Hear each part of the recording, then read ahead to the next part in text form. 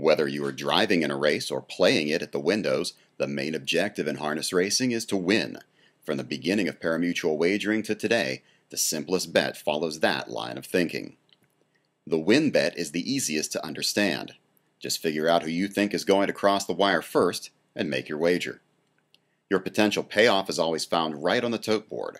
Remember that the odds show your level of profit for each dollar that you bet. In other words, a 3-to-1 price means that you will make $3 profit for every $1 that you bet. So if you bet $2 to win, which is the minimum, that means $6 of profit or an $8 payoff. 7-to-2, for example, means that you will make $7 profit for every 2 that you bet. So for a $2 wager, a 7-to-2 horse would return $9. Divide it out. 7 divided by 2 means 3.5 to 1. It's just a way to show a step in between 3-to-1 and 4-to-1. Even money, or 1-to-1, means that you can double your money. $1 profit for every $1 that you bet.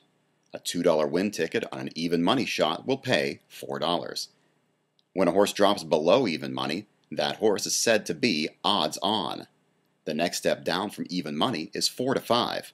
Once again, divide it out. 4 divided by 5 equals 0.8, or 80 cents on the dollar. That means 80 cents profit for every $1 that you bet. A $2 win ticket on a 4-to-5 shot would return $3.60. Some bettors have different rules for betting to win.